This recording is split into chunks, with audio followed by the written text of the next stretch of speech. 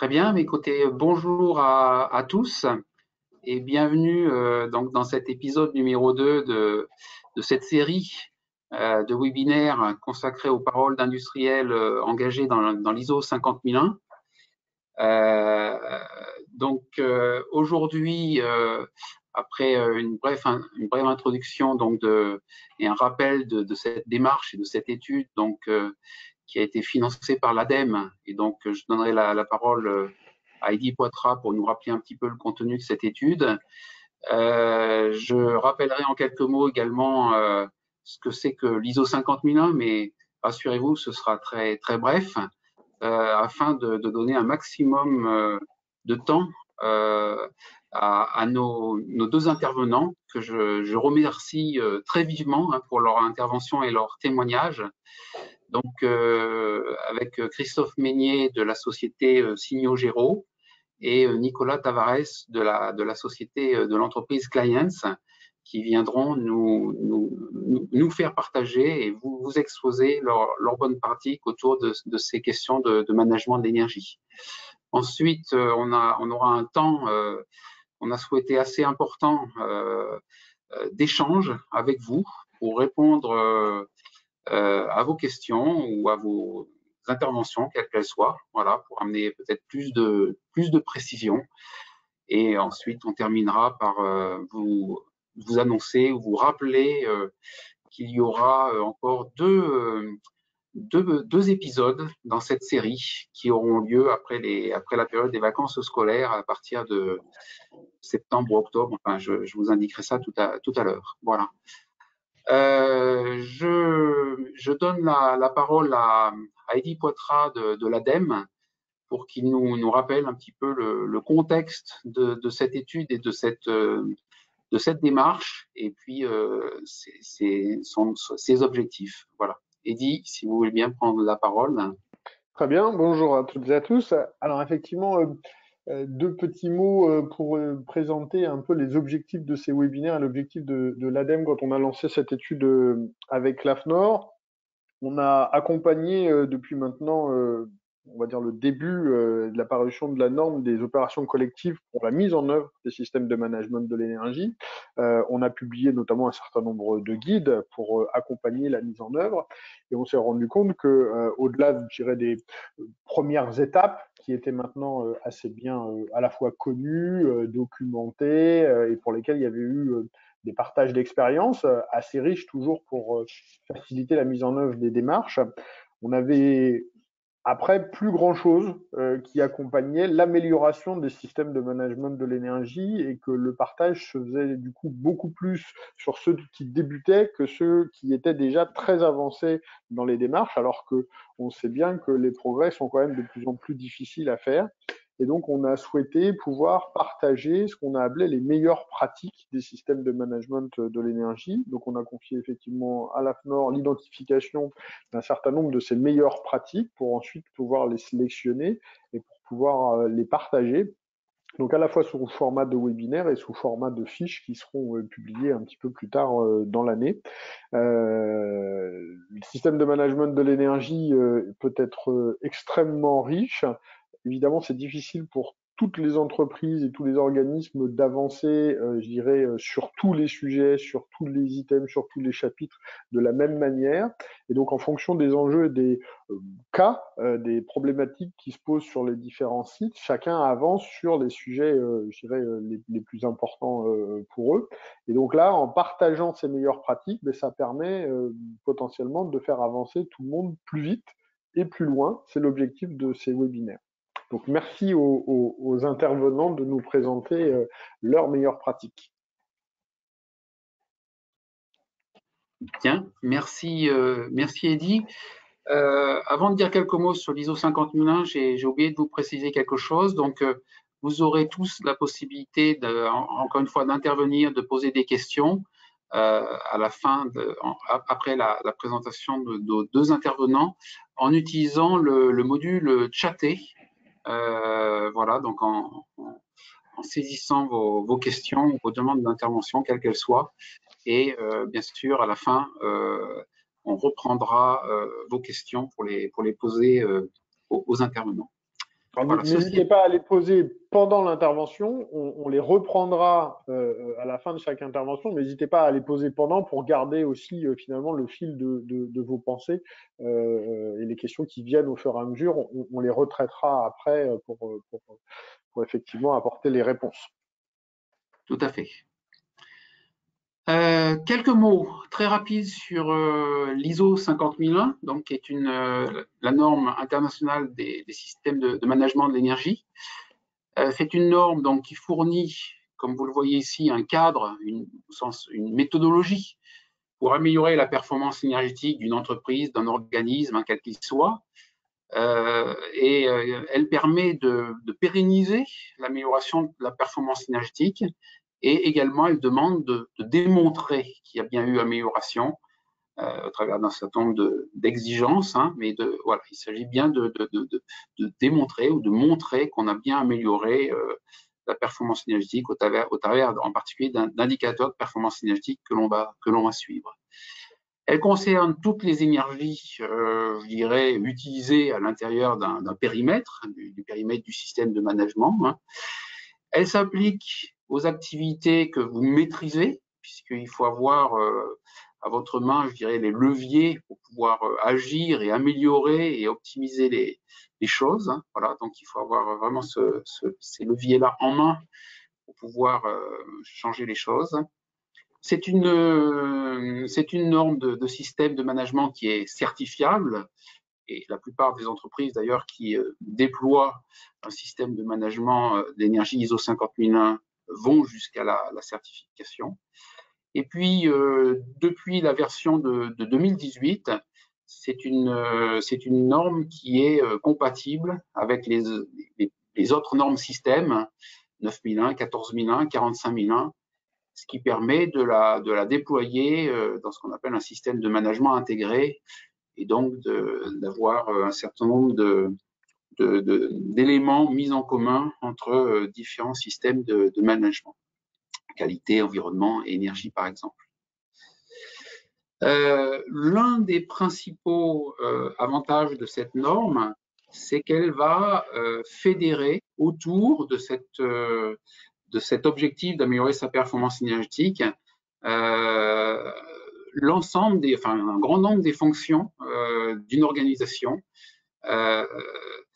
y compris peut-être celles que l'on n'avait pas pensé initialement intégrer dans ce type de démarche, comme les achats ou le management des ressources humaines. Voilà. L'idée, c'est bien de fédérer l'ensemble des fonctions et l'ensemble des compétences et puis des responsabilités autour de cet objectif commun qui doit devenir donc essentiel et prioritaire au sein de l'organisme, mais objectif d'améliorer sa performance énergétique. Voilà. Et donc, vous allez voir que les témoignages, d'ailleurs, les deux témoignages d'aujourd'hui vont dans ce sens, qu'ils vont fédérer autour de cet objectif-là des fonctions, différentes fonctions de l'entreprise. Voilà, donc je vais tout de suite inviter donc Guillaume à donner la main à Christophe Meignet, donc de l'entreprise Signaux-Giraud, qui va voilà, nous partager sa bonne pratique. Et donc, je lui donne sans tarder la parole. Oui, bonjour à tous. Donc, Christophe Mesnier des Signaux-Giraud. Donc, je suis responsable maintenance, travaux neufs, sécurité et énergie, donc référent énergie depuis quelques années, chez Signaux-Giraud à Bellefontaine, dans le Jura. Donc, Signaux-Giraud en chiffres, quelques chiffres de l'usine. Donc, vous voyez notre site. Notre site est implanté au cœur du parc naturel du Haut-Jura. On a une surface d'atelier, de bâtiments de 24 000 m². On est classé ICPE au niveau des traitements de surface, station de traitement des eaux. On a à peu près 245 collaborateurs et environ une moyenne de 50 intérimaires sur le site durant l'année. On va fabriquer tout ce qui est signalisation routière, les panneaux de police que vous voyez au bord de la route, des panneaux émail. L'émail, ça va aller des numéros de maison que vous pouvez avoir sur votre maison, des plaques de rue, des choses plus conséquentes au niveau des projets, par exemple la RATP, le métro Châtelet-Léal, c'est fait en émail. Une grande partie a été faite chez nous en émail. La SNCF, une partie, on va dire, mobilier urbain, tout ce que vous pouvez, abri voyageurs, abri maintenant vélo, donc signalétique de ville. Donc le chiffre d'affaires du site est de 64 millions d'euros sur septembre 2021. Quelques chiffres au niveau des commandes. On a plus de 1000 commandes par semaine. Ça représente 3500 ordres et 11 000 phases de fabrication. Et on a une capacité de 12 500 productions de panneaux par semaine. Donc là, on va fabriquer de A à Z nos panneaux, nos plaques émaillées, nos mobiliers. Donc, on a différents métiers intégrés à l'usine. Ça va aller de l'atelier tôlerie au traitement de surface, un atelier de sérigraphie, un atelier de peinture, un atelier d'émaillage, de montage. Donc, plusieurs métiers intégrés à l'usine.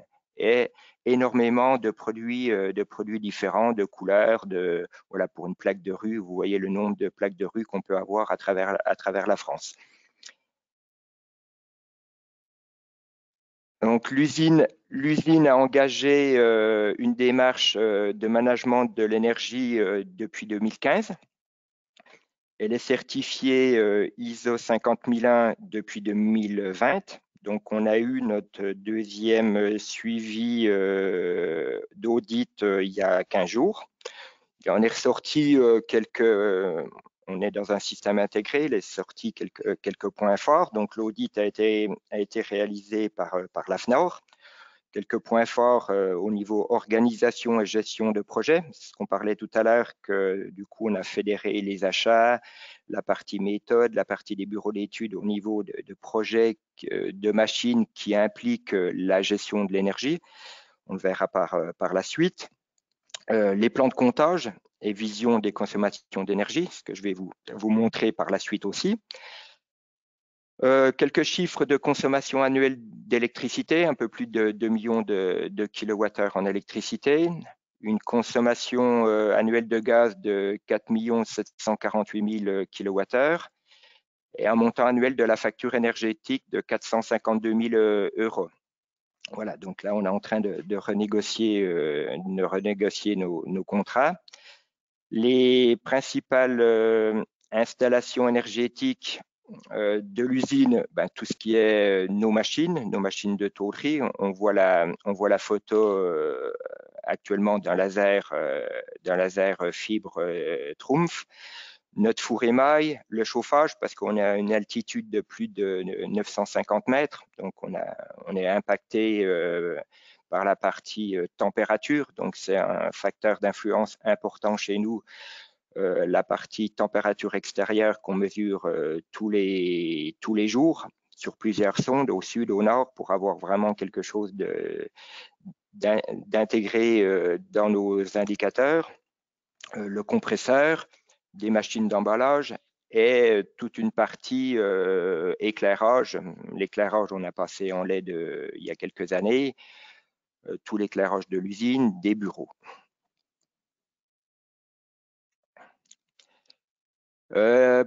Pourquoi on a choisi de parler, j'ai choisi de parler de cette pratique, c'est pour partager notre expérience et en expliquer les avantages. C'est vrai que notre démarche, comme je vous l'ai dit, date de 2015. On a intégré, avec le management de l'énergie, on a intégré notre personnel, on a intégré tous les différents services, on a fait de la formation et comme on dit, on a à peu près, nous, on a pu voir en parlant, en communiquant au niveau des personnes, on a 50% des économies du fait de communiquer et que les gens soient responsables de leur gestion énergétique, de leur poste de travail, de leur ordinateur. Nos motivations, ben, bien sûr, c'était de suivre les consommations de nos UES, y compris les facteurs d'influence. J'ai parlé de température, aussi on mesure au quotidien les retours de notre ERP de la partie production, le nombre de feuilles qu'on va cuire dans notre four émail et différents éléments. Donc, tout ça, au début, on n'avait pas vraiment de compteur. Donc, de compteur, c'est ce qu'on a mis. Ça a pris, on le verra par la suite, ça a pris un certain temps, quelques années pour mettre en place des compteurs, principalement gaz et électricité.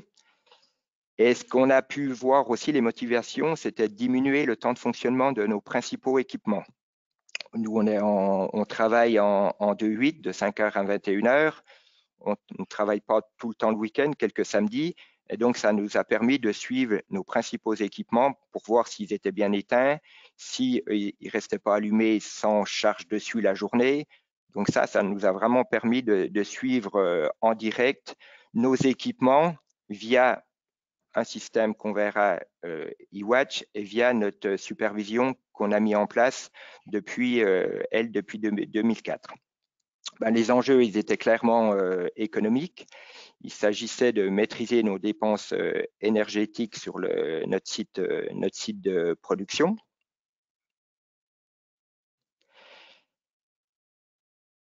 Les éléments déclencheurs pour le déploiement.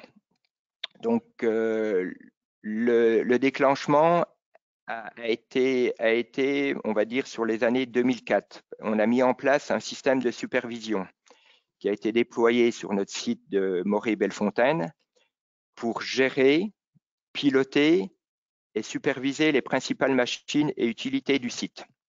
On va piloter la production d'air comprimé, les installations de chauffage, les centrales de traitement d'air, les systèmes d'éclairage et toute une grande partie de nos machines sont pilotées via la supervision. En parallèle, nous avons choisi de déployer un système de suivi de la performance énergétique des UES, de leurs facteurs d'influence et des principaux équipements de production.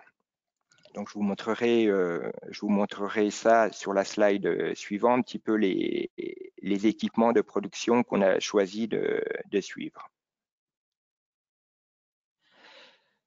Donc, la mise en place de la supervision, je vous parlais de 2004, c'est un logiciel qui s'appelle RSView 32 de Rockwell Automation. Donc, on a tout l'ensemble de notre usine qui est sous ce système Rockwell Automation, que ce soit aussi le matériel, nos automates, nos moteurs, nos variateurs de vitesse. Et on a un système qui a été développé en interne. Donc, on est sur une base et toute la partie pilotage supervision est faite en interne. J'y reviendrai dans les avantages. Ça a été un plus pour rajouter des choses par la suite.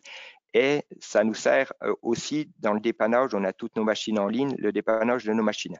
Donc ici, je vous présente par exemple le four émail. C'est un outil de production pour cuire les plaques émail. Donc on va chauffer entre 750 et 850 degrés nos plaques émaillées.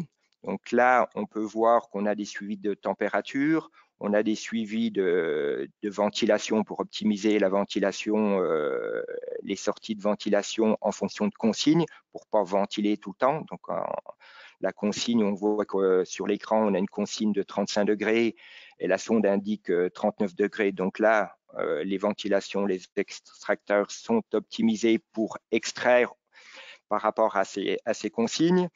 On a également dans le suivi de nos process, le suivi de nos machines de collage, nos machines d'emballage.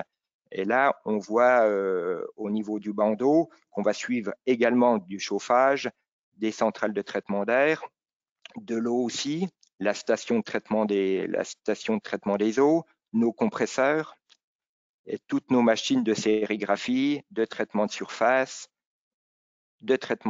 aluminium et des machines à l'expédition. Donc voilà, on a complètement quadrillé notre usine et on a notre propre réseau informatique qui pilote et qui suit tout l'ensemble de nos process.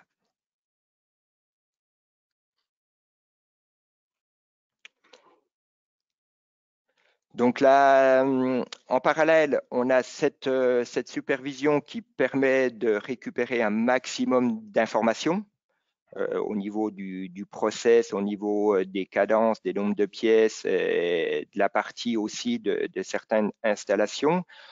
On a mis en parallèle une solution de monitoring retenue. On a retenu eWatch. Donc c'est une plateforme et sa mise en place s'est effectuée, comme je vous disais, sur plusieurs années. Cette solution, elle est basée sur des technologies sans fil, innovantes comme le réseau LoRa. C'est des solutions évolutives, économiques et surtout rapides à installer. Donc ça, c'est vraiment un point, comme vous avez vu sur la photo, l'usine est très grande. On a pu mettre en place des compteurs électriques et des compteurs gaz sur cette solution assez rapidement parce que c'est une solution sans fil. Après la solution sans fil, il y a des paramètres à respecter au niveau des antennes, au niveau de l'acquisition de données qui se fait vraiment en masse où il faut des fois décaler. Donc, ça nous a permis aussi de pouvoir mettre en place des compteurs en parallèle de notre compteur gaz général, de notre compteur électrique général en partenariat avec ERDF et GRDF. Comme ça nous permet aussi de vérifier en temps réel avec les points 10 minutes notre consommation.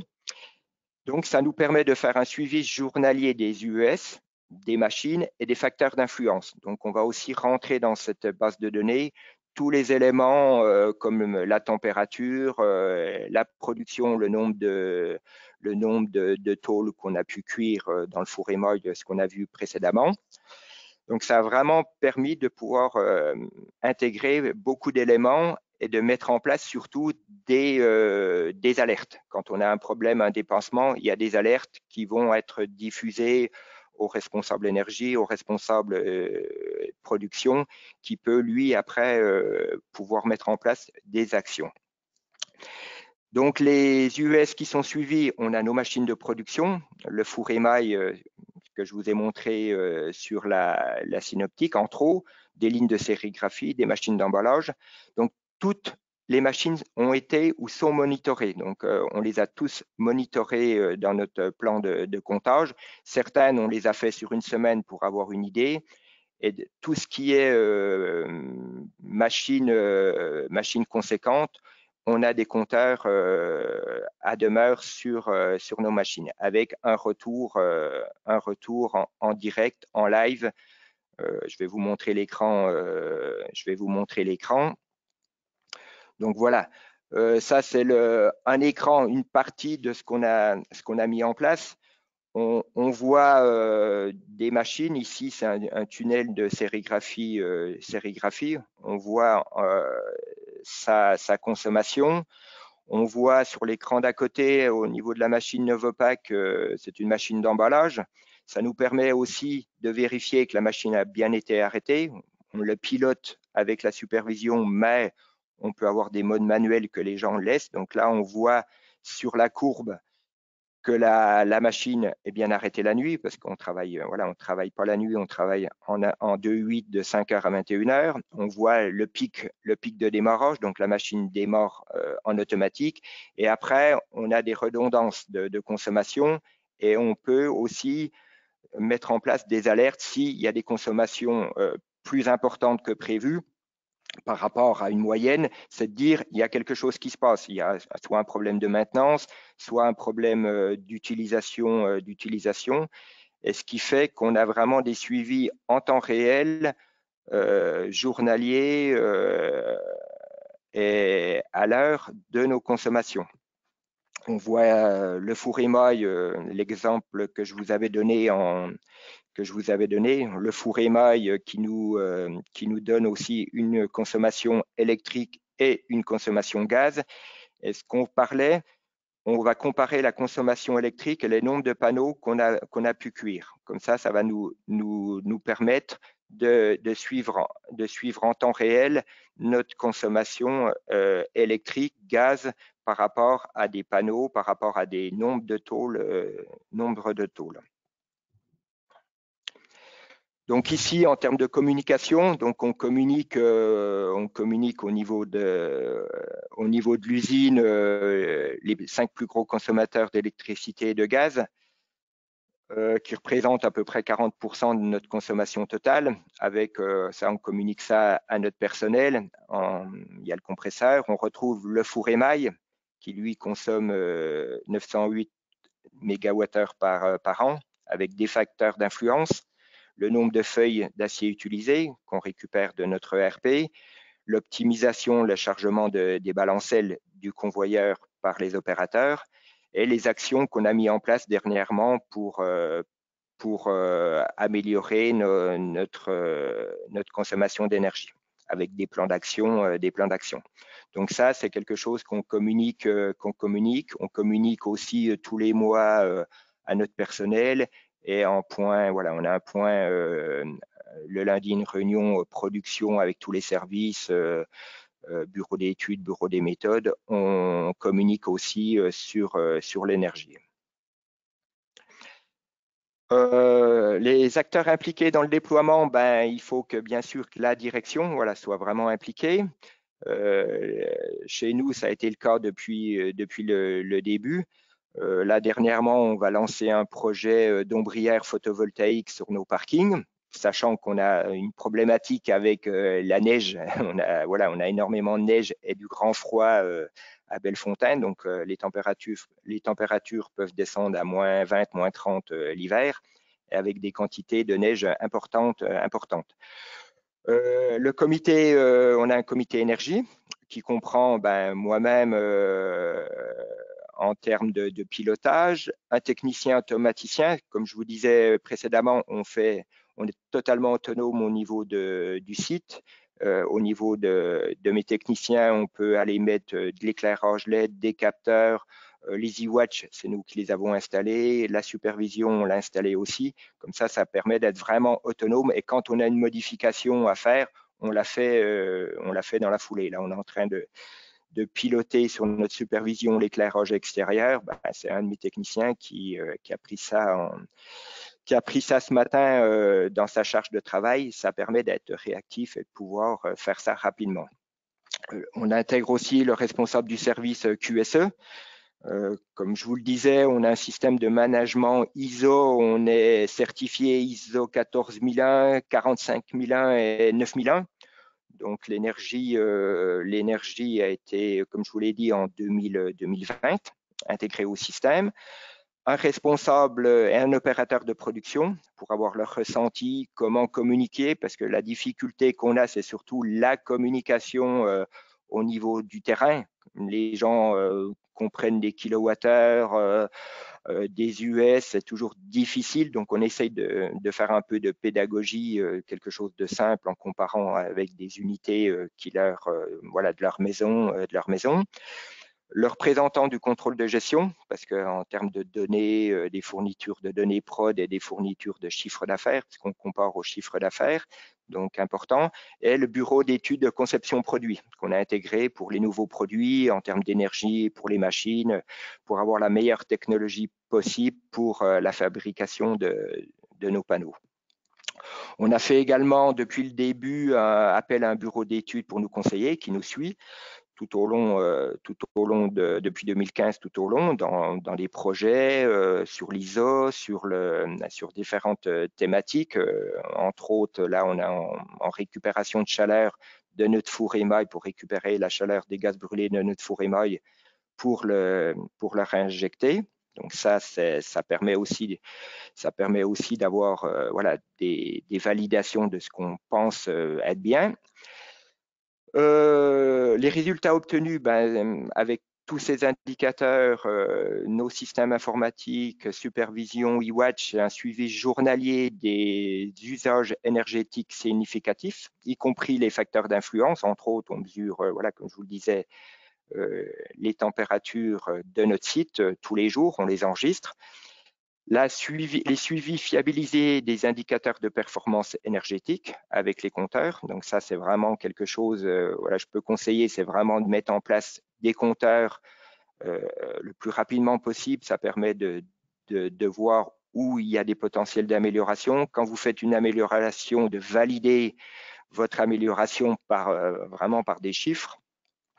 La définition d'une stratégie de remplacement de nos équipements basée sur des choix technologiques étayés. Donc là, on a mis des compteurs sur notre poinçonneuse hydraulique. On va le remplacer par un laser fibre qui va consommer 50% de moins d'électricité pour un travail identique. Donc voilà, ça permet aussi de s'orienter sur des choix technologiques innovants, intéressants, pour pouvoir consommer moins. On mesure des vraies économies d'énergie suite à la mise en place d'actions d'amélioration. Donc là, avec la mise en place des compteurs, comme je vous le disais. Ce qui a été facile et les points de vigilance. Ce qui a été le plus facile, c'était la mise en place des compteurs électriques et le déploiement de l'infrastructure de communication. Le fait que ça soit sans fil. Au début, on était un petit peu sceptique dans une usine de mettre de sans fil, mais ça marche très bien. Après, il y a quelques petites choses à faire attention. Ça, par la suite, pour ceux que ça intéresse, je pourrais leur dire un petit peu les petits problèmes qu'on a eu dans le détail, on va dire plus technique. Le plus compliqué, c'est la mise en place des compteurs de gaz naturel. Déjà, bon, il faut quelqu'un habilité, c'est plus conséquent, c'est plus cher. Et le volume important de données à traiter. Donc, ce qu'il faut faire attention, vous avez plein d'informations, c'est d'automatiser au maximum. Donc, c'est pour ça qu'on a pris eWatch pour récupérer un maximum de données, pour avoir des courbes visuelles et d'avoir des choses qui nous disent attention, là, il y a un problème. Voilà, on essaye de pousser au maximum l'information et on pousse le maximum l'information à nos responsables de prod. Dire, attends, là on a vu, il y a un problème, tiens, tu peux voir avec ton équipe, regarde ce qui se passe. La bonne surprise, c'est le lien avec la gestion des risques liés à la sécurité. On a vu que du coup, on s'apercevait que certaines machines tournaient la nuit avec personne dans l'usine qui était restée en fonctionnement. Ça permet de lier cette gestion à la sécurité. Donc, on a remis des capteurs, des compteurs qui permettent de valider cette gestion sécurité du site quand il y a personne. Les facteurs clés pour un déploiement réussi, avoir recours à expertise de bureau d'études pour démarrer. Faut toujours avoir un bureau, avoir un bureau d'études. Disposer, comme je vous disais, des compétences en interne pour devenir autonome et faire évoluer le système, pour avoir de la réactivité, pour pouvoir tester, rajouter un capteur, de la supervision, la mise en place d'eWatch et en termes bien sûr d'économie. Pour les mises en place. Et maintenant, les prochaines étapes du déploiement. Donc, on a encore des idées en cours. On a le photovoltaïque là, on a la récupération de chaleur de four émail. On va continuer d'installer des sous-compteurs au plus près des équipements de production. Comme ça, on a commencé à donner des objectifs énergie à nos responsables de production, à nos responsables de ligne, pour vraiment qu'ils soient impliqués en termes de chiffres. Mais pour ça, il faut leur donner des chiffres. Les chiffres, ils sont donnés par le compteur, les compteurs électriques ou les compteurs gaz de leur installation, de leur machine. Continuer les campagnes de mesure ponctuelles sur les machines moins énergivores. Donc, on fait régulièrement des campagnes ponctuelles tous les ans sur les machines un petit peu moins conséquentes. Les conseils que je peux donner aux entreprises pour déployer cette bonne pratique, c'est bien sûr d'impliquer l'ensemble du personnel dans la gestion de l'énergie. Donc, moi, je fais régulièrement des formations ISO 50001 pour expliquer tous les services, même le juridique, les ADV, la partie les comptables aussi. Donc, on fait régulièrement des formations pour impliquer que tout le monde au niveau dans la gestion de l'énergie sache à quoi ça correspond, leur expliquer une supervision, des compteurs, etc. S'entourer des compétences en interne. et de bureaux d'études externes. Donc le mot de la fin, c'est de pas hésiter à chercher de nouvelles idées à l'extérieur. Donc on a des clubs, je fais partie d'un club entreprise ISO 50001 en partenariat avec la CCI et l'AFNOR. Donc j'étais le 21 juin, il n'y a pas si longtemps, chez General Electric à Bourgogne. Dans le cadre, on est une vingtaine d'entreprises. Donc, on a les communications avec un agenda de webinaires, entre autres, un challenge sensibilisation à l'automne, les actus des aides financières. Donc, c'est important aussi les aides financières pour nos projets. C'est vrai que les projets, quand c'est aidé, ben, ça passe beaucoup mieux au niveau de la direction. Ça, c'est un point important aussi pour l'achat de machines, c'est de dire que ça consomme moins, on peut avoir des aides, donc ça c'est très important. On a des tours de table et surtout on a une visite aussi de l'entreprise qui permet aussi d'avoir des idées, ce qu'ils ont mis en place et de partager. Donc voilà pour Signaux et pour le site de Bellefontaine. Bien, écoutez, merci bien Christophe pour ce témoignage très, très intéressant.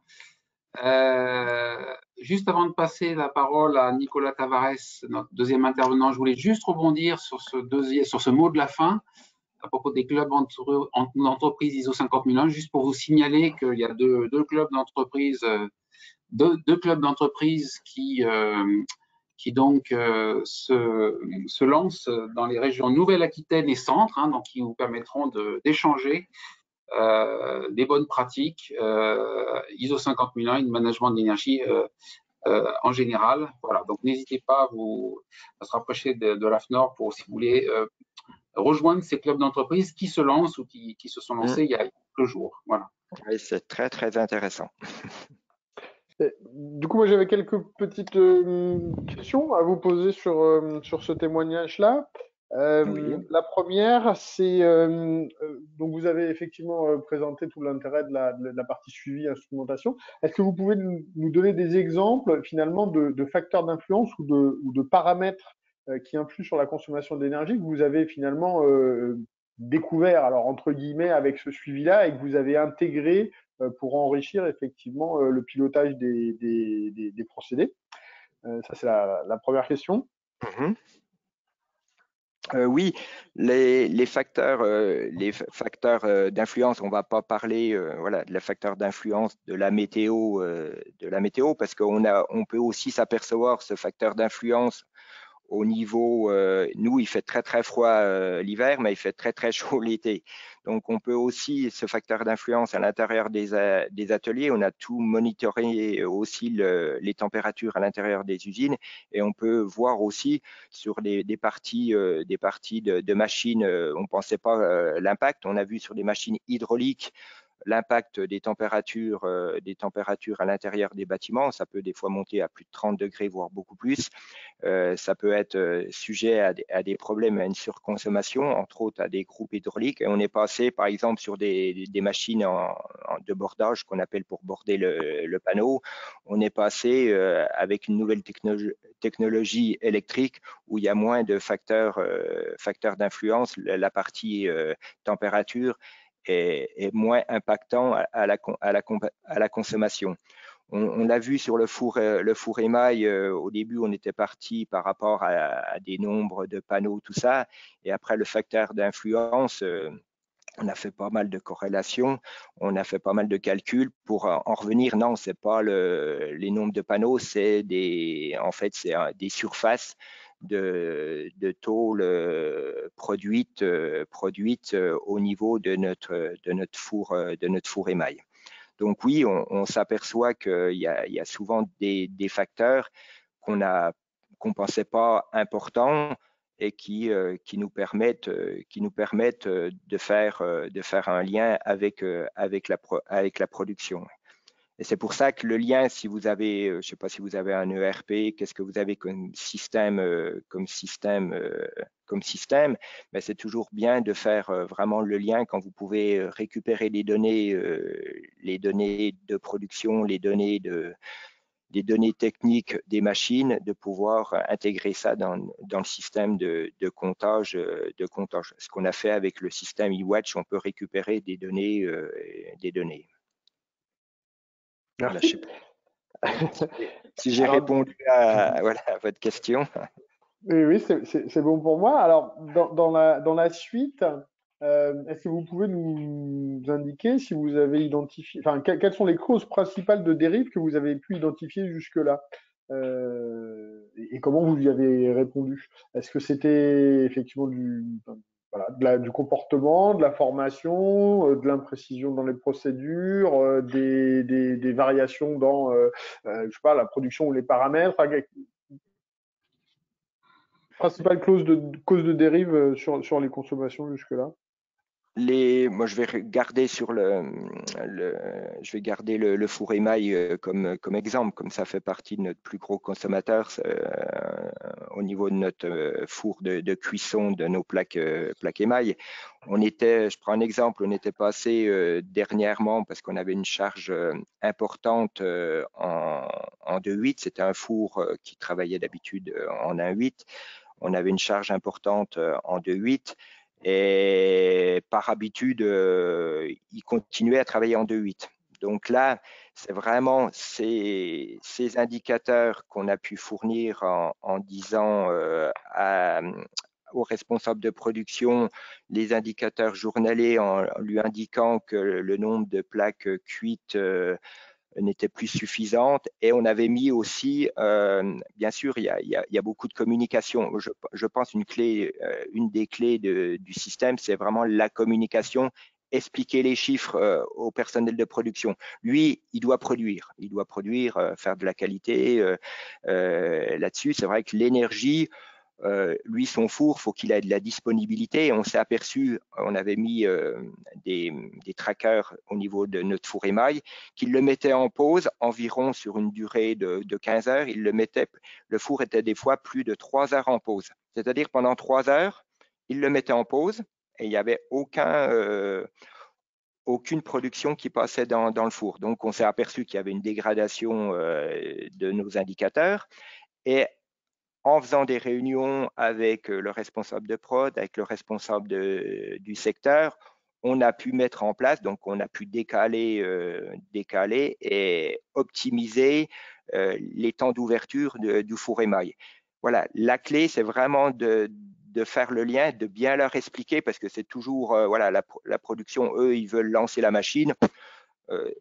Pour eux, la partie consommation, c'est même pas leur souci. Du moment que le four fonctionne, ça sort des bonnes pièces, voilà, c'est l'essentiel. Et donc, en leur expliquant, en leur démontrant que, en réduisant, par exemple, pour le four émail, maintenant on le démarre un peu plus tard, on le coupe un peu plus tôt, et en leur montrant nos indicateurs, ces courbes qui indiquent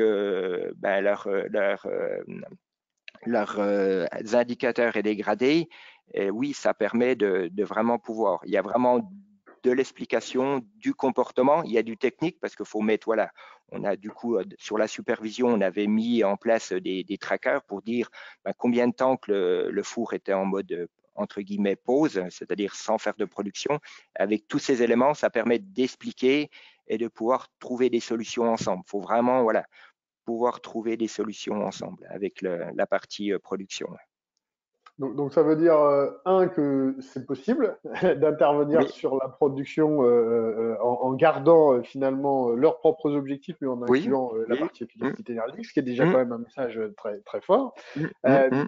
et alors du coup, parce que là, enfin, j'ai le sentiment que ça reste encore justement séparé. Vous dites nos objectifs, leurs objectifs.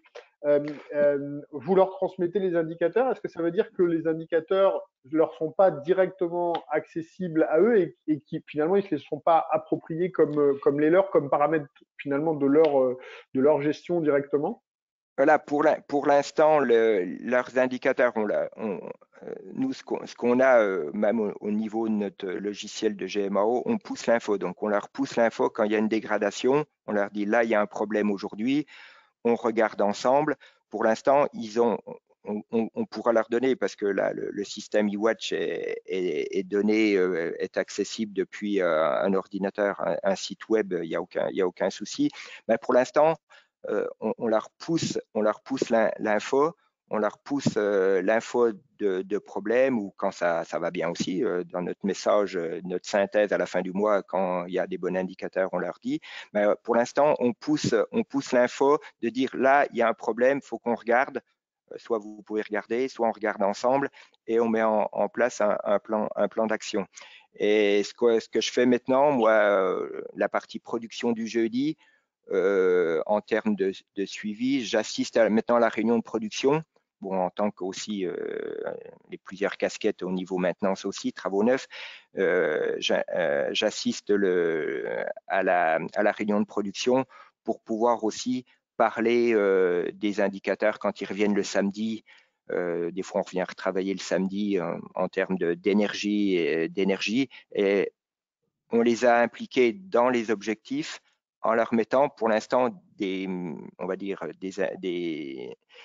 des choses assez simples à mettre en place dans un premier temps pour pouvoir les intégrer à notre démarche, des objectifs assez simples pour les intégrer à notre démarche.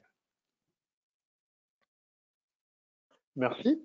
Je vais du coup laisser la parole à d'autres qui ont des questions à poser. Alors, n'hésitez pas dans le chat à faire passer vos questions. Oui, Oui, ce que je vous propose, c'est que peut-être maintenant on passe, Guillaume, si tu en es d'accord, à la deuxième intervention, celle de Nicolas Tabarès.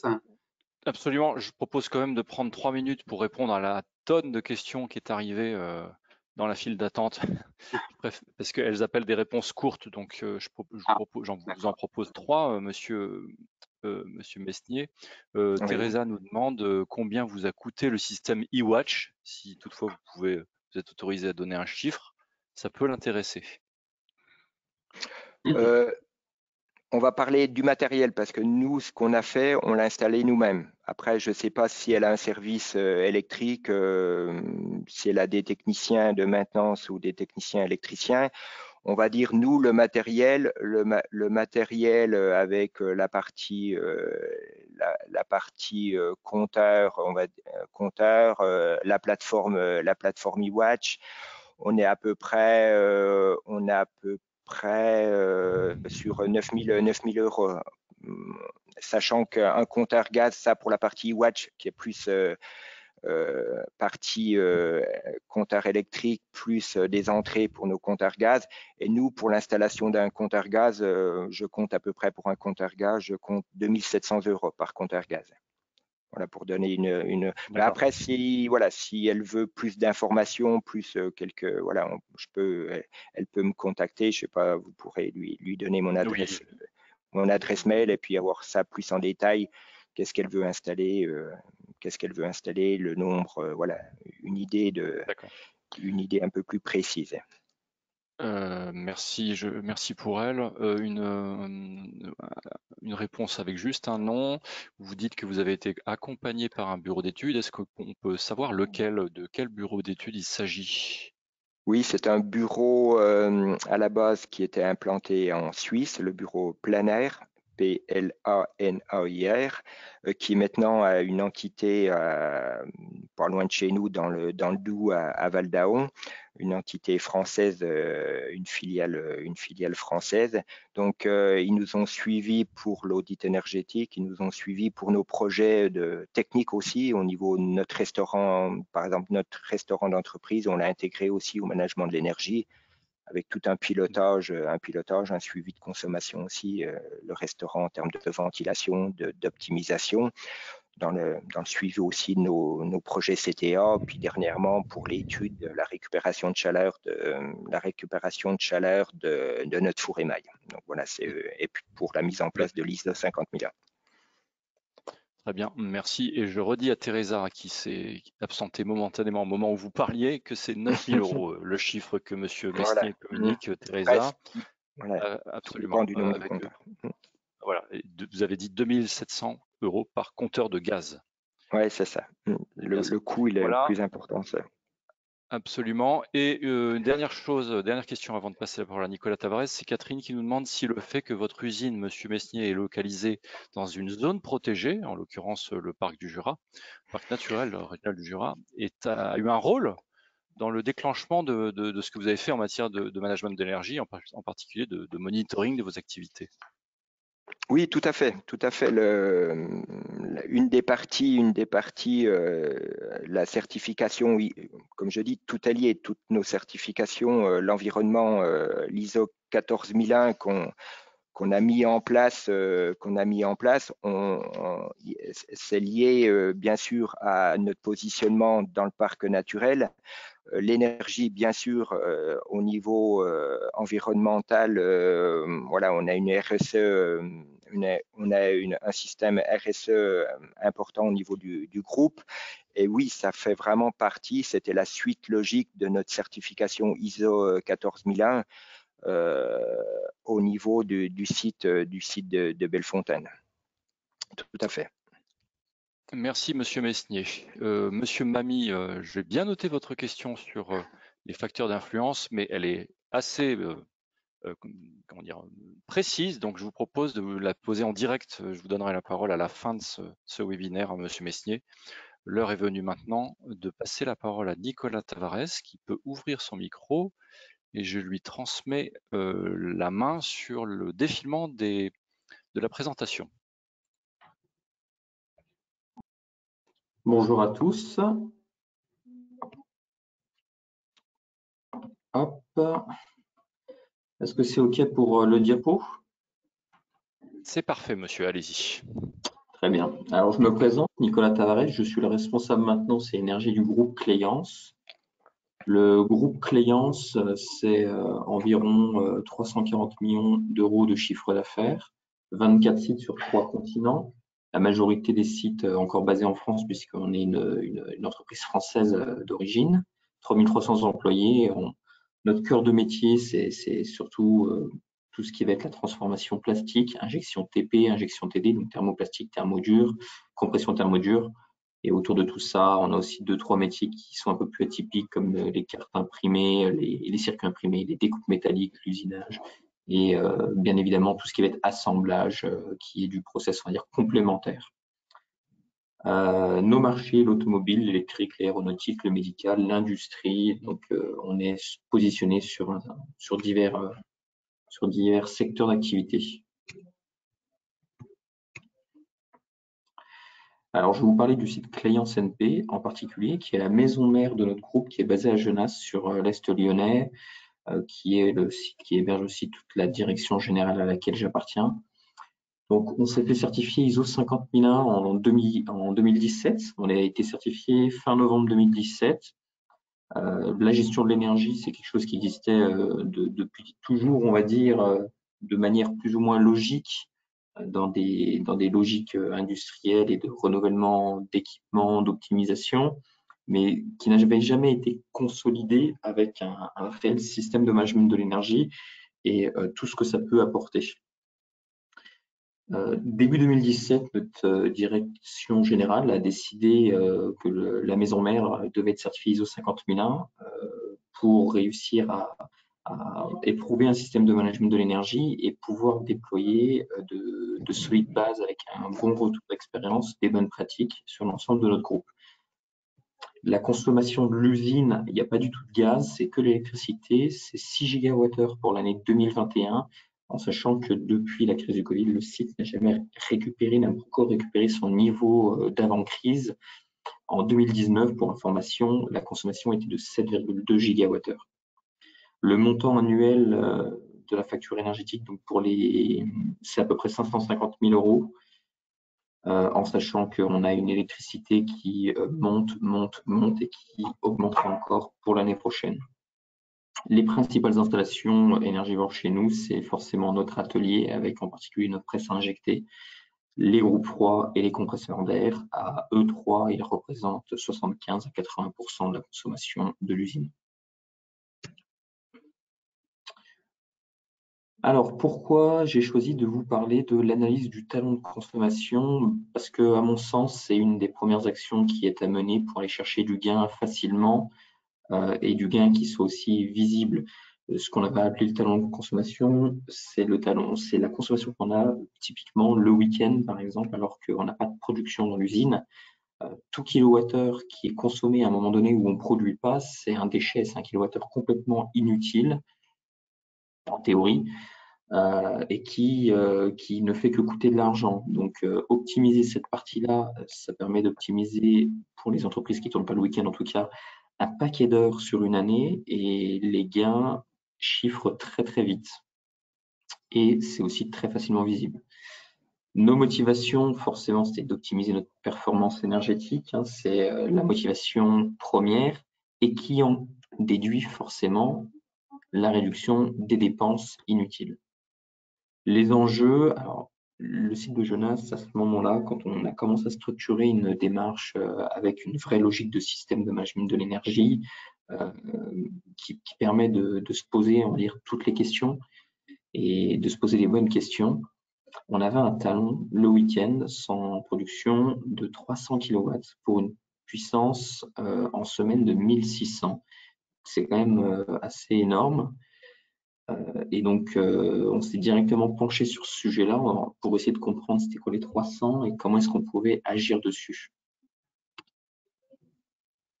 Alors ça, du coup, je vous l'ai dit, la demande de la direction, les éléments déclencheurs. Donc voilà, notre direction qui nous a demandé d'être certifié ISO 50001 avec le très gros challenge d'être certifié en moins d'1 an en partant de plus ou moins rien, puisque nous n'avions même pas de réel audit énergétique.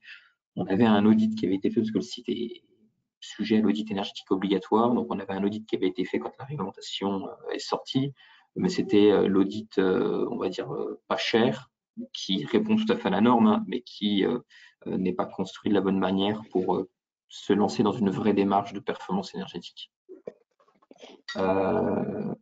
Et donc, voilà, l'analyse et la réduction du temps de consommation sont rapidement apparues comme des actions prioritaires, ce que je vous disais juste avant, étant donné qu'on avait un pourcentage de ce que représente le talon par rapport à la conso en production qui était très, très significatif. Au niveau du déploiement, comment on a agencé tout ça? On a commencé par regarder, parce qu'on n'avait pas de plan de comptage, rien du tout hein, à la base. Donc, on a commencé à regarder sur notre site internet, notre fournisseur CEDF, donc on a ce qui s'appelle Gamme Conso. On peut visualiser nos courbes de charge, les points 10 minutes.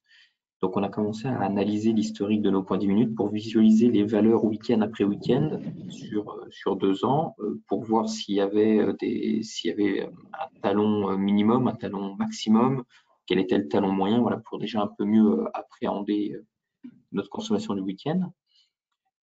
En se lançant dans l'ISO 50001, forcément, on a fait appel à un bureau d'études pour réaliser un vrai audit énergétique avec des campagnes de mesures assez complètes, mesures réalisées sur 2 semaines à chaque fois, pour pouvoir décomposer, je précise la valeur du talon puisque c'est le sujet du thème du webinaire pour aujourd'hui, mais c'est pour aussi connaître de toute façon la décomposition globale des consommations tout court. Voilà. Et là, je vais zoomer sur le talon. Pouvoir très vite identifier quels sont les gros contributeurs du talon et essayer de trouver en priorité forcément des actions pour ces têtes de Pareto. Par la suite, on a déployé un plan de comptage, ce qui nous a permis d'avoir une analyse du talon qui est bien plus fine puisqu'on a on a une valeur actualisée hein, semaine après semaine, on a du réel semaine après semaine et on est capable de visualiser même des écarts, des situations anormales et de visualiser aussi le gain qui est fait et le tenir sous contrôle. Ça, c'est un petit aperçu donc, du monitoring qu'on utilise qui est Grafana. Pour information, Grafana, c'est pas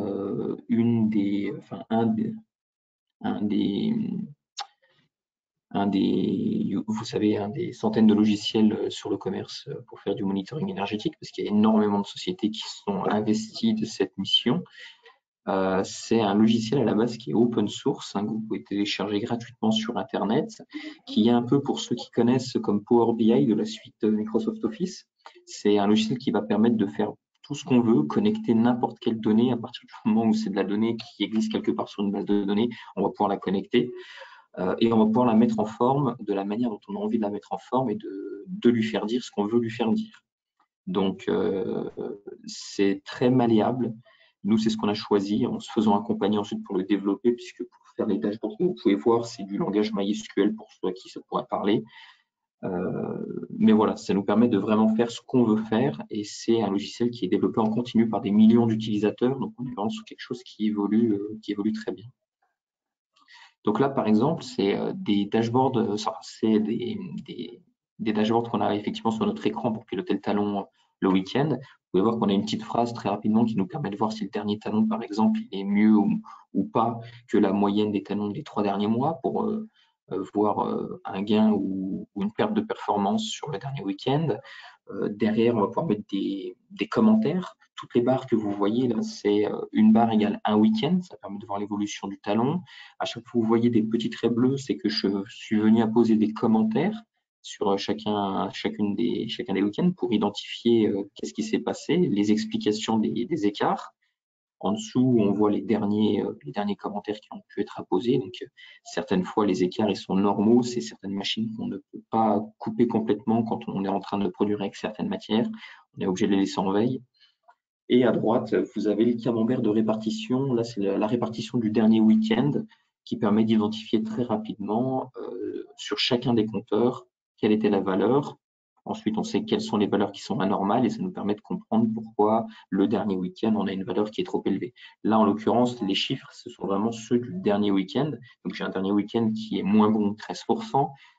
Et quand je regarde le graphique de droite, je vois que j'ai le Canalys 2 à 11,49 kW, c'est un Canalys de production. Cette consommation est complètement anormale. Normalement, il devrait être à 1 kW maximum. Et je vois que sur le Canalys 7, j'ai aussi une conso résiduelle qui n'est pas normale. C'est aussi un Canalys sur lequel je ne devrais pas avoir plus de 1 kW. Et la centrale matière à 4,48, pareil. Donc, voici les écarts du dernier week-end. Les acteurs impliqués, alors je vais essayer de bien différencier groupe et usine, parce que vous avez bien compris que ma fonction elle est groupe, donc j'interagis avec l'ensemble du groupe, même si à l'instant T, dans ma casquette, sous ma coupe, je manage le système de management de l'énergie du site de Genasse, de l'usine de Genasse. L'équipe énergie, si je parle de comment est-ce qu'on manage l'énergie sur l'usine de Genasse, c'est des personnes qui sont impliquées dans tout ça, avec plus ou moins d'implication. On va retrouver mon directeur, le directeur groupe maintenance HSE Énergie, qui continue à jeter un œil sur tout ce qui se passe, parce qu'il aime beaucoup ça. Ça l'intéresse énormément. Il y a moi, je suis le référent énergie du groupe, mais je pilote aussi voilà, 50 000 de Genasse. Il y a le responsable groupe achat indirect, donc c'est encore une fonction groupe, mais c'est la fonction groupe qui centralise tous les achats, investissement, capex, énergie, etc., machine, donc très très impliqué dans toute la partie achat de nouveaux matériels avec une meilleure performance énergétique, ce type de choses, et le responsable maintenance du site qui est le référent énergie site. C'est-à-dire que là, on a les personnes les plus impliquées. Après, j'en parlerai juste après, on a au niveau de la partie production, le responsable production, forcément, parce que dès qu'il y a des écarts, c'est bien avec lui qu'on va travailler pour les comprendre, ses chefs d'équipe. Je parlerai du chef d'équipe de nuit juste après. Voilà, et puis ça peut être n'importe quel acteur finalement, parce que quand on analyse un écart qui va toucher un secteur particulier qui est sous la coupe de quelqu'un, c'est bien que cette personne-là qu'on va échanger pour essayer de comprendre et faire en sorte que ça ne se reproduise plus. Donc vous l'avez bien compris, on a fait appel à un bureau d'études au tout début déjà pour pouvoir faire notre audit énergétique, nous lancer dans l'ISO 50001. Derrière, on a passé la première certification sans plan de comptage. C'était à l'époque, quand c'était encore la version 2011. Et ce qui nous avait permis d'avoir l'aide Pro SMEN des 40 000 € qu'on a réinvesti dans la foulée, dans les mois qui ont suivi notre certification, dans un plan de comptage.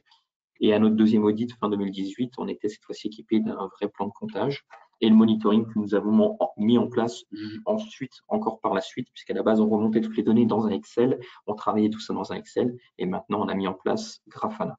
Et c'est le même bureau d'études, finalement, qu'on a retenu à chaque fois, qui nous a accompagnés sur la globalité, et puis qui, entre-temps, maintenant, nous a accompagnés sur tout le groupe, nos audits énergétiques, et à l'instant T, le déploiement de plans de comptage sur la totalité de notre groupe. Les résultats, alors c'est, je pense, plutôt probant. On en est fier, mais on a encore du travail à faire. Donc, en 2016, puissance moyenne 300 kW, comme je vous l'indiquais. Aujourd'hui, en 2022, puissance moyenne du week-end 60 kW. J'oscille normalement entre 55 et 65, avec parfois des dérives plus ou moins normales. 240 kW sur 43 heures, puisque nous arrêtons le samedi matin 6 heures et on va relancer la plupart de nos utilités, notre centrale matière, donc aussi au passage nos compresseurs et nos groupes froids à 1 heure du matin le lundi. C'est pour ça que je compte que 43 heures. Sur 52 semaines, ça fait un peu plus de 500 000 kWh économisés à l'année, soit à peu près 60 000 € à notre tarif électricité 2022.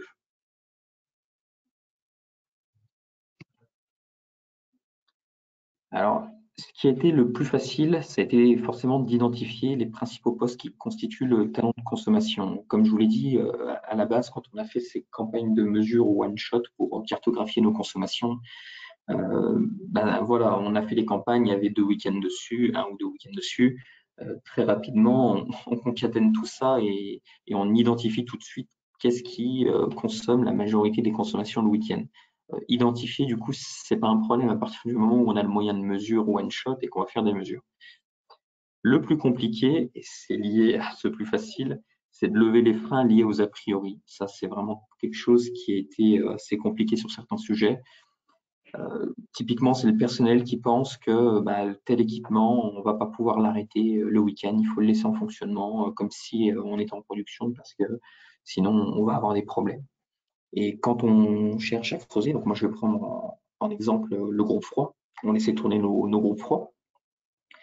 Et quand j'ai cherché à creuser au tout début, c'est pourquoi est-ce qu'on laisse tourner nos groupes froids? Parce que sinon on a des problèmes. Qu'est-ce qu'on a comme problème? On a déjà eu un problème au redémarrage, ou alors il y avait des bouts. Enfin voilà, les explications sont un peu confuses. On essaye de comprendre quand est-ce que le problème s'est produit pour la dernière fois. Là, on n'arrive pas à avoir de date très précise, probablement parce que ça fait au moins 10 ou 15 ans qu'on n'a pas eu un problème particulier.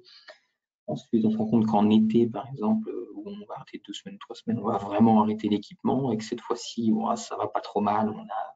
On nettoie un petit peu plus les filtres la première semaine, mais ça le fait quand même. Et puis, on va pousser jusqu'à que les personnes prennent vraiment conscience que c'est très important de pouvoir les arrêter si vraiment c'est possible techniquement. Et au final, on finit par faire les modifications techniques pour pouvoir mettre des programmateurs. On arrête le matériel et puis on ne va jamais générer de problème derrière. Donc finalement, les a priori, pour le coup, n'étaient pas réellement fondés sur une situation à l'instant T. Peut-être que ça avait été fondé il y a 15 ans pour le coup, mais c'est plus d'actualité. C'est important de se remettre en question en permanence. Je dis pas que les a priori sont jamais fondés, hein. Il y a des a priori qui sont vraiment fondés. On a certaines machines qu'on n'arrête réellement pas pour éviter des problématiques techniques qui sont réelles. La bonne surprise, c'est là où je vais parler de mon chef d'équipe de nuit. Le chef d'équipe de nuit, il attendait tous les lundis matins de voir arriver mon email qui lui disait s'il avait bien arrêté l'usine ou s'il avait mal arrêté l'usine et qu'il restait des choses allumées à des endroits dans l'atelier. Et c'était son truc, c'était tous les lundis matins, il était sur sa boîte mail, il attendait de voir arriver mon email. Et un jour, il me dit, écoute Nicolas, est-ce que je pourrais pas avoir accès à ton monitoring, à ton logiciel, pour que je puisse regarder, moi, s'il y a quelque chose avant d'arrêter l'usine? J'avais déjà commencé à travailler avec le prestataire pour voir si on pouvait, enfin, quel type d'écran on pouvait lui faire justement pour cette application-là. Mais on va dire que j'étais un peu sous l'eau sur d'autres sujets, donc ça prenait un peu de temps. Là, quand il m'a fait cette demande-là, je me suis dit, mais enfin, c'est vraiment génial. Il a tout compris. Il est vraiment impliqué et il veut plus attendre, être passif, à essayer de bien faire le samedi matin et à attendre le lundi de savoir s'il a réussi à bien faire, alors que on est dans un atelier assez vaste, avec beaucoup, il y a des très grosses machines, des presses, certes, mais autour, il y a beaucoup de petits périphériques qui gravitent et on ne peut pas blâmer quelqu'un d'oublier un petit périphérique qui était caché derrière à cet endroit et qu'on n'a pas été sectionné au général. Donc du coup, j'ai trouvé ça vraiment très bien comme initiative. Donc j'ai accéléré les choses. On lui a sorti un écran très rapidement dans les 2 semaines qu'on suivit. Et aujourd'hui, il a son écran dans le monitoring qui lui permet tous les samedis matins de regarder. Il voit l'état des compteurs. S'ils sont verts, c'est que c'est OK. Si c'est rouge, c'est qu'il y a quelque chose qui ne va pas. Et il sait tout de suite où est-ce que c'est grâce à un plan et il va pouvoir aller éteindre correctement ce qui n'a pas été éteint. Alors, les facteurs clés pour un déploiement réussi, alors déjà, et ça c'est la base, hein, il faut du plan de comptage, il faut de la data qui soit continue et que la remontée surtout soit automatisée. Vous ne pouvez pas imaginer d'avoir quelqu'un qui fait des rondes pour relever des compteurs. De 1, parce que vous n'allez jamais les relever au même moment. De 2, parce qu'en fait, entre deux valeurs, tout ce que vous avez, c'est un gap entre deux valeurs. Vous ne savez pas ce qui se passe. Donc, vous allez avoir des gaps différents, mais sans être capable de visualiser pourquoi et comment. Donc, c'est important d'avoir une remontée automatisée des données et avec un pas de temps qui est fin pour justement pouvoir voir ce qui se passe réellement. Donc, c'est pour ça que moi, j'annonce 1 heure au maximum. Le mieux, c'est d'avoir des points 10 minutes sur ces compteurs. Disposer d'un outil de visualisation qui embarque de l'intelligence. Le Excel, du coup, on l'a éprouvé, vous l'avez compris. Le Excel, ça va bien 2 minutes. Mais à un moment donné, il faut des vrais outils. Ce qu'il faut, c'est des vrais outils de monitoring où on peut avoir des vrais dashboards, où on peut faire des vraies choses et où on peut réellement travailler et analyser pour comprendre. Il faut aussi disposer des ressources, ça c'est clair, mais que ces ressources elles soient bien attitrées et formées pour pouvoir exploiter les données, analyser les données et comprendre ce qui se passe. Il faut que les personnes soient vraiment désignées, il faut que ce soit clair, les rôles et responsabilités, il faut qu'elles soient claires. Et il faut que les personnes aient aussi le temps à y accorder. Ça, c'est important parce que si c'est la petite casquette de plus qu'on rajoute à quelqu'un qui est déjà overbooké, de toute façon, ça ne pourra pas marcher. Il faut revoir l'organisation. Obtenir l'engagement des équipes, forcément, ça, je pense que c'est même le pied d'ordre et c'est le mot d'ordre plutôt, et c'est la difficulté. Généralement, tout ce qui va toucher à la technique, et tant que ça reste un peu sous notre coupe, nous, Référent Énergie, généralement, ça marche plutôt pas mal. Et c'est dès qu'il faut réussir à engager tout le monde, que tout le monde se sente concerné et que tout le monde soit vraiment acteur et proactif, que les choses se complexifient et qu'il faut beaucoup travailler. Alors, nos prochaines étapes, c'est par rapport au talon, de travailler sur le talon hivernal du week-end au niveau des bureaux, parce qu'on s'est rendu compte qu'on avait une forte variabilité au niveau des bureaux sur la période de chauffe. Donc, on a déjà fait des mesures du coup ponctuelles pour pouvoir faire un détail du comptage bureau qu'on a qui est global et comprendre où est-ce que c'était. Donc, on a déjà identifié les départs incriminés qui sont liés à des problèmes de câblage sur le réseau électrique. C'est historique, ça a toujours été comme ça, on s'en était jamais rendu compte. Donc, il faut qu'on reprenne tout ça et qu'on cartographie aussi ce qui nous manque aujourd'hui avec nos sous-compteurs. On ne mesure pas 100% de l'usine. Il y a une partie qu'on ne mesure pas, tout simplement parce qu'on a mis nos compteurs sur des endroits stratégiques. Donc là, le but, c'est avec des campagnes de mesure one-shot, parce qu'on a des outils pour ça, c'est de cartographier, on a déjà commencé, mais de continuer à cartographier pour comprendre où sont tous les mois, toutes les semaines, j'ai à peu près 25 kW sur le talon qui n'est pas compté, qui n'est pas sur les compteurs existants. Réussir à comprendre où sont ces 25 kW concrètement et comment est-ce qu'on peut agir dessus pour les supprimer. Conseil à donner, moi je vous l'ai déjà dit, c'est dotez-vous des bons outils de mesurage, de monitoring. Le plan de comptage et le monitoring, c'est la base de tout pour réussir à faire de la performance énergétique, à maîtriser les énergies, à avoir les ressources humaines qui peuvent exploiter et que ces ressources-là aient le temps de faire ce travail, surtout. Et ne pas hésiter à recourir à des compétences externes. C'est utopique de croire qu'on est capable de tout faire et qu'on est capable de s'improviser avec toutes les casquettes du monde, alors qu'à la base, ce n'est pas nos cœurs de métier. Ne pas hésiter à se faire accompagner par des personnes qui sont spécialistes, pas en permanence, mais sur des prestations one-shot. Ça permet de faire des choses vraiment concrétisées, de faire des choses qui sont vraiment très propres et au passage d'engranger de la connaissance et de la compétence grâce à ces appuis externes.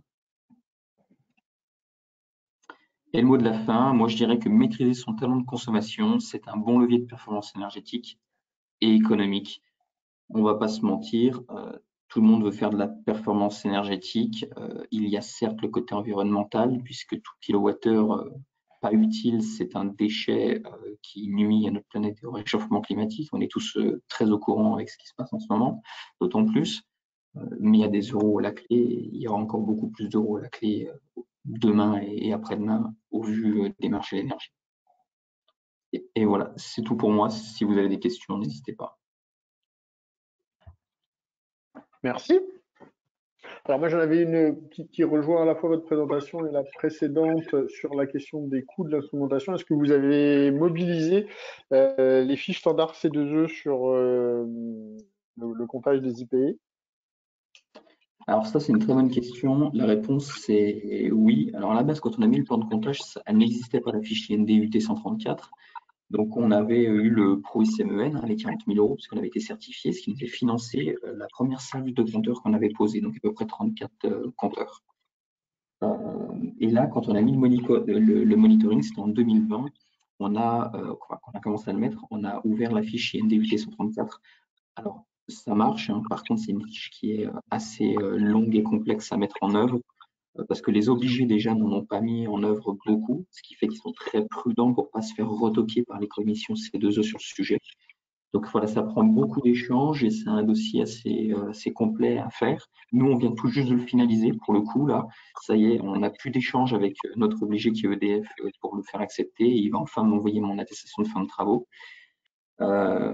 Mais effectivement, on l'a valorisé et pour les sites, là, notamment en France, où on est en train de mettre du plan de comptage et on met le monitoring au passage, on va valoriser la fiche. Elle est très utile, elle aide bien en tout cas. Alors peut-être aussi pour faire le lien avec cette difficulté, c'est vrai que la fiche demande à ce qu'on ait un plan de mesurage.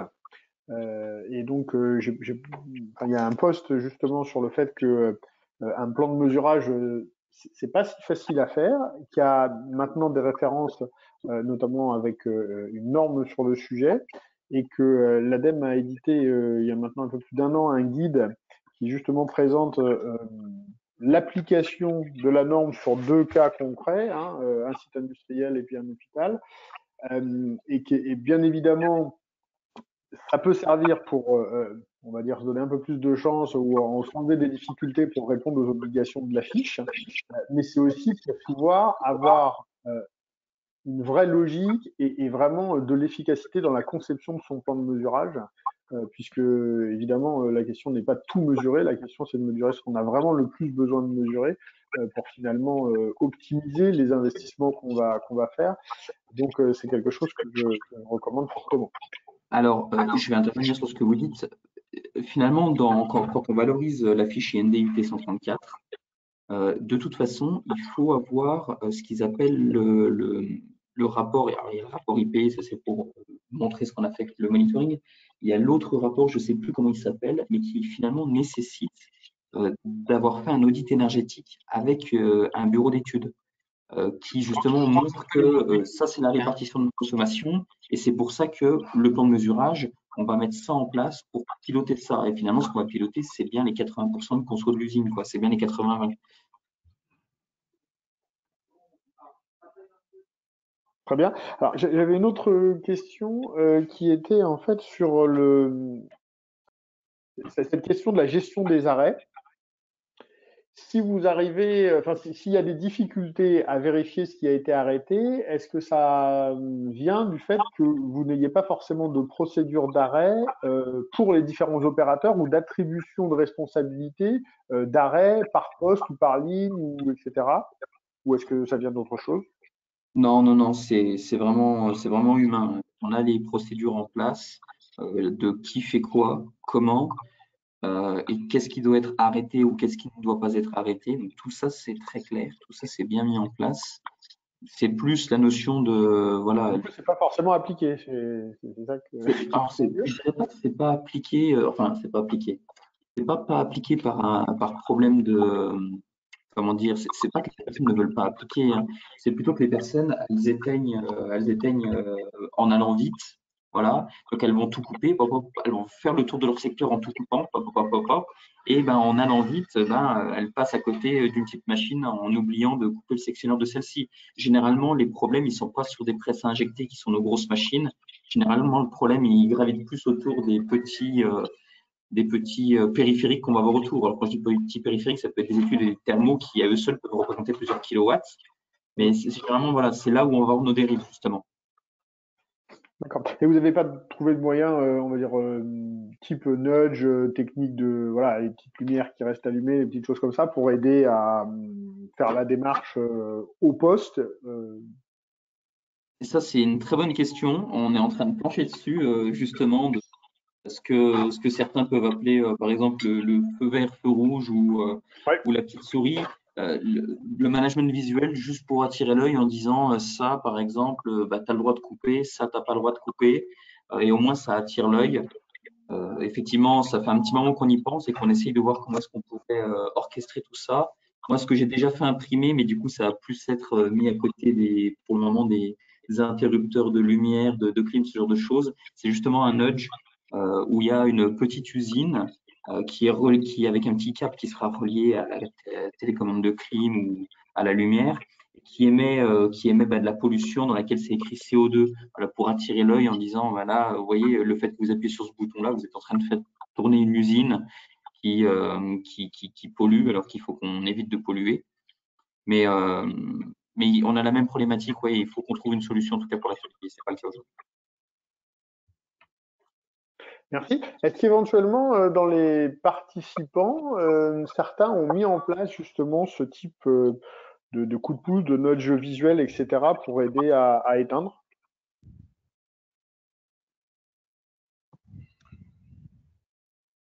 Christophe Meignet chez Signaux Giraud, vous l'avez fait? On l'a fait, mais on l'a pas fait visuellement. Et c'est une des choses là chez General Electric le 21 juin quand on a fait la visite de l'usine, ils avaient quelque chose de visuel au niveau des arrêts des arrêts machines. Et je pense que c'est toujours intéressant. Après, moi, je posais un peu la question, c'est chiffrer les temps de redémarrage. Après, tout le monde me dit, oui, il faut du temps pour redémarrer, c'est plus long. Donc, comment vous avez estimé les temps de redémarrage qui sont en général un petit peu plus longs que si la machine est en stand-by ou est restée allumée? Vous avez pu chiffrer ces temps de redémarrage ou pas? Vous l'avez intégré à votre système? Alors, sur ça, on est clairement dans les a priori. Là, Ouais. on est vraiment là-dedans. Effectivement, si on écoute au premier abord, si on coupe la machine pour la relancer, on a le côté fourreau en centre de plastification où on fait passer la matière première qui doit remonter en température. On a le côté outillage moule avec le thermorégulateur qui doit remonter en température. Il faut du temps, on va perdre la production, etc., etc. En fait, ce temps-là, il y en a beaucoup qui ne se rendent pas compte de ce que ça prend réellement comme temps. C'est-à-dire que sur la majorité de nos presses, je vais prendre la partie moyen basse de notre tonnage, il nous faudra pas plus de 30 minutes pour remonter à la température de production voulue en fait. Et il n'y a que sur notre plus grosse presse, les vraiment très grosses, où on pourrait être amené à devoir attendre 2 heures pour être à la température initialement voulue. Donc c'est vraiment surtout travailler sur du visuel, se servir des endroits où on a un compteur sur une machine pour sortir la donnée, reprendre la courbe de démarrage après un OF où la machine était éteinte, par exemple, on a rallumé pour pouvoir la remettre en production et puis pouvoir communiquer là-dessus en disant, vous voyez, là, il a fallu seulement 35 minutes pour cette machine-là, donc sur notre parc, on ne dépassera jamais ce temps-là, etc., etc. D'accord. Donc, vous redémarrez en automatique avant ou vous avez vos machines peuvent redémarrer? Non, c'est bien les régleurs, c'est bien nos régleurs qui doivent repasser sur la machine pour pouvoir relancer. Ok.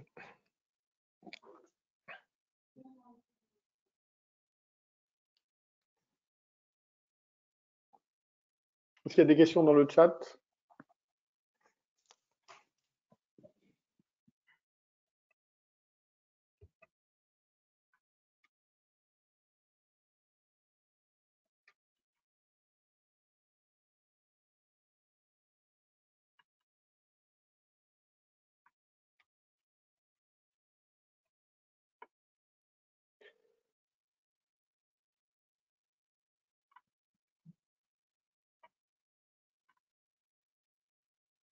Est-ce que vous avez d'autres questions là, dans le chat? Parce que moi, je ne les vois pas forcément. Moi, j'avais bonjour. une question pour Nicolas Tavares. Est-ce qu'il est prévu de déployer cette démarche sur les autres sites du groupe Clients? Tout à fait, on est en cours. C'est-à-dire qu'on a déjà quasiment couvert tout notre groupe pour ce qui est audit énergétique, donc avec campagne de mesure, remise d'un plan d'action suite à cet audit. une revue énergétique avec une consommation de référence pour l'usine, et derrière, on la pilote tous les mois pour mesurer notre performance énergétique, amélioration, dégradation. Donc ça, on a déjà quasiment fini de couvrir notre groupe. Et on est depuis début d'année en train de déployer du plan de comptage sur nos usines. C'est-à-dire cette année, on aura fait 10 ou 11 usines, plan de comptage plus monitoring. Et on va replanifier de refaire une salve l'année prochaine et très certainement l'année d'après encore pour pouvoir finir de couvrir le groupe. Notre volonté, c'est vraiment d'avoir toutes nos usines, excepté les vraiment plus petites, toutes nos usines qui soient équipées d'un plan de comptage et du monitoring.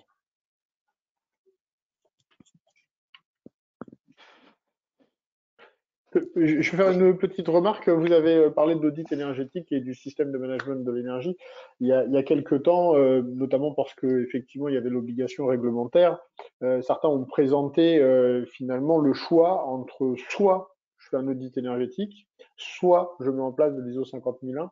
Je crois que maintenant, il est clair que le soit n'existe pas. Quand on veut mettre en place un système de management de l'énergie, il faut un audit énergétique. Et puis, je dirais même que quand on a un système de management de l'énergie, il faut des audits énergétiques. Alors, on ne reproduit pas le même tous les ans. Par contre, on peut avoir des besoins complémentaires, d'aller cibler des usages, d'aller un peu plus loin dans un certain nombre finalement d'analyses des données qui seront plus disponibles parce qu'il y aura eu de l'instrumentation, etc. Donc, je pense que cette vision de l'audit énergétique comme finalement une seule étape doit aujourd'hui évoluer pour être évidemment un moyen que l'on mobilise de temps en temps dans le cadre de la démarche d'amélioration continue. Alors, pour compléter ce que vous dites, parce que je trouve ça très intéressant, moi, mon opinion, de toute façon, il est très simple sur la question. C'est pas comparable, l'un et l'autre ne sont pas comparables. C'est-à-dire quelqu'un qui va dire, je vais être certifié ISO 50001 pour plus faire l'audit énergétique. J'ai envie de dire, non, ça va pas chercher le même but, parce qu'au coût de la certification, dans ce cas-là, si c'est que ça, autant se payer un audit énergétique tous les 4 ans, à pas cher, qui respecte la réglementation, ça coûtera moins cher. Faire la 50001 ou mettre, sans faire la 50001, en place un réel système de management de l'énergie, c'est vraiment une volonté pure et dure de maîtriser sa performance énergétique. Donc, c'est faire un audit énergétique obligatoire pour faire un audit énergétique obligatoire, ça sert strictement à rien et généralement, c'est même pas exploité derrière de toute façon. Et je confirme, pour pouvoir avoir un système de management de l'énergie, de toute façon, la base, c'est les racines, c'est l'audit énergétique. Et comme vous dites, derrière, on ne va pas refaire un audit complet à chaque fois, puisqu'après, on met du monitoring et autres, et finalement, on anime le système en permanence, mais on peut être amené à devoir refaire de petites campagnes de mesure spot sur des endroits qu'on ne mesure pas en continu, effectivement. Alors, excusez-moi, j'avais une question. Je ne sais pas si vous m'entendez. Monsieur Marguerite, oui, oui. Vous avez ouvert le micro depuis 5 minutes. Voilà, oui, j'avais une question un peu générale. Donc, ça s'adresse plutôt à monsieur Tavares. Donc, vous êtes sur donc votre entreprise est multi-site. Vous êtes certifié ISO 50001 pour un site, parce que là, vous avez parlé du site de Jonas, ou pour l'ensemble du groupe? On est certifié sur le site de Jonas et on est certifié sur le site NP Germany, notre site allemand, en sachant qu'on n'a pas obligé notre site allemand à se faire certifier, c'est ce site qui a voulu l'être. Nous, notre volonté, c'est pas d'être certifié sur le groupe. On n'y voit aucun intérêt, on n'y a aucun intérêt. Nous, c'est vraiment avoir la certification sur notre maison mère, qui doit être du coup notre site plus ou moins vitrine, montrer qu'on est capable d'avoir le niveau de cette certification parce qu'on manage l'énergie en cohérence avec cette norme. Par contre, pour l'ensemble de nos sites, c'est simplement déployer un système de management de l'énergie avec nos bonnes pratiques, avec pragmatisme, mais clairement pas à se rajouter, on va dire, et ça c'est purement financier, la charge d'audit qui n'apporterait rien de plus. D'accord, non mais c'est clair, ok. Et du coup, j'avais une question pour plus pour l'AFNOR. On peut être certifié à l'échelle d'un groupe et dans ce cas-là, est-ce que ça veut dire qu'il faut mener des campagnes de mesure, faire des revues énergétiques, etc. pour chaque établissement, où il y a une méthodologie et un process un peu allégé qui permettrait d'être certifié ISO 50001 pour l'ensemble d'un groupe. Vous voulez que je réponde? C'est Catherine Moutet, responsable d'Afnor Énergie, qui va vous répondre, monsieur. Merci. Oui, alors effectivement, la procédure est un peu allégée, mais néanmoins, il faut que l'ensemble des sites qui rentrent dans le périmètre de la certification ISO 50001 eh bien, se mettent en ordre de marche pour eh bien, partager les mêmes métriques, les remontées de données, les indicateurs de performance énergétique, le fait d'avoir un pilotage de la démarche, donc voilà, et de la performance pour répondre donc aux exigences de l'ISO 50001. Vous voyez, c'est ça le. D'accord, donc ça veut dire que si on déploie un D'accord, donc ça veut dire que si on déploie un SME avec du sous-comptage sur l'ensemble des établissements et qu'on mène des revues énergétiques régulièrement pour pouvoir suivre les indicateurs de performance, mettre des plans d'action, etc. Voilà, il faut avoir tout ce reporting. Oui, on peut souscrire donc à une ISO 50, à une certification donc groupe. Groupe, oui. D'accord. Et au niveau du référentiel, en tout cas des process, puisqu'il faut aussi qu'on décrive les différents process de l'organisation, processus, c'est-à-dire RH, etc., pour spécifier de quelle manière ils contribuent au volet énergétique. Et ça, il faut le faire pour chaque établissement, par contre. Voilà, et c'est centralisé donc au siège. D'accord, ok, c'est clair. Mais ça, comment dire, si vous appelez donc les équipes d'Afnor Certification, elles vous détaillent tout le process et peuvent donc vous expliquer vraiment dans le détail la façon dont sont faits les audits de certification, donc qui ont lieu donc au niveau du siège et qui après ont lieu par échantillonnage sur les sites. Ça fait peut-être un bon exemple de pratique peut-être pour les prochains webinaires qui est effectivement le multisite. Oui. Ouais. Merci pour cette idée. Très bien. Messieurs, dames, il est 12h20. Je vous propose de prendre une dernière question et c'est une question qui s'adresse à Christophe Resnier, donc notre premier témoin. Je vais demander à monsieur Mami j'ai activé son micro. Vous pouvez parler, monsieur. Ça sera plus simple que vous vous exprimiez oralement parce que j'ai moi-même pas compris votre question à l'écrit, donc allez-y. Bonjour, c'est vraiment par rapport à monsieur au signaux Giraud. C'était par rapport aux facteurs d'influence identifiés Oui. pour chaque usage énergétique significatif. Mais comment il intègre ces facteurs d'influence dans la conception des indicateurs de performance énergétique ainsi que la situation énergétique de référence? Car la norme exige de les identifier et de les exploiter. Et je sais pas, surtout lorsqu'il s'agit de plus qu'un facteur d'influence, je trouve que c'est un peu compliqué. Oui, tout à fait. Ce que je vous propose, on a bien travaillé, entre autres, mon alternant ingénieur énergie qui a bien travaillé sur le sujet, qui a fait un rapport sur l'exhaustivité des facteurs d'influence de nos US. Si ça vous intéresse, je peux vous envoyer son rapport en vous donnant un petit peu une méthodologie par rapport à nos US. Si vous me laissez votre adresse mail et puis je vous enverrai un petit peu toute notre démarche, nos calculs par rapport à ces facteurs d'influence. Si ça je vous serais intéresse. très intéressé. Ouais, d'accord. Je fais une thèse professionnelle déjà sur ce sujet actuellement. Du coup, je serais reconnaissant. Voilà. Dimitri a bien travaillé là-dessus, donc c'était une remarque de notre auditeur à notre première certification, ce calcul de facteurs d'influence. Oui, c'est toujours un petit peu complexe de mettre en place et de pouvoir avoir un coefficient de détermination, entre autres de la méthode personne. Voilà, il faut je pense qu'il faut mettre en place des indicateurs, voir un petit peu le lien, et arriver à une phase, voilà, à une phase de quelque chose qui est surtout fiable en lien avec vos compteurs. Parfait. Merci. Voilà, je ne sais pas comment on procède pour avoir vos coordonnées. Si vous me les mettez vous me les enverrez ou par mail, je sais pas comment. Monsieur Mestier, je me suis chargé d'envoyer votre adresse mail à Monsieur Mami, donc il a dû le recevoir dans le chat. Ok. Donc c'est lui qui va vous contacter et puis vous échangerez en grand garçon entre vous deux.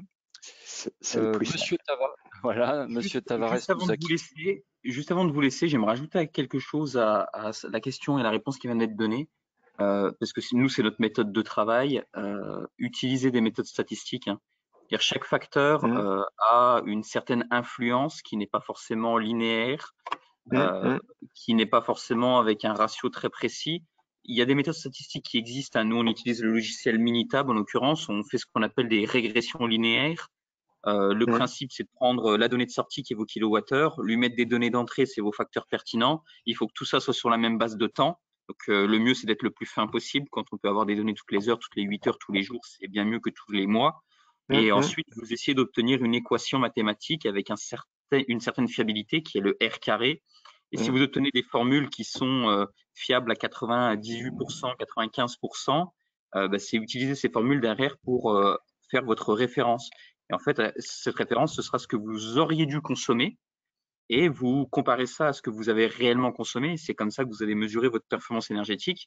Et par exemple, nous, notre conso de référence globale usine, à l'intérieur, on a notre tonnage transformé, nos heures presse. Si j'ai moins d'heures, moins de tonnage, ce que j'aurais dû consommer, forcément, il diminue en conséquence. Mais je suis aussi indexé sur le climat extérieur, par exemple, à cause de ma clim et de mon chauffage. Tout ça, ça permet de toujours se comparer à isopérimètre et de mesurer une réelle performance énergétique. Voilà, j'espère juste que ça aura pu vous aider. Parfait.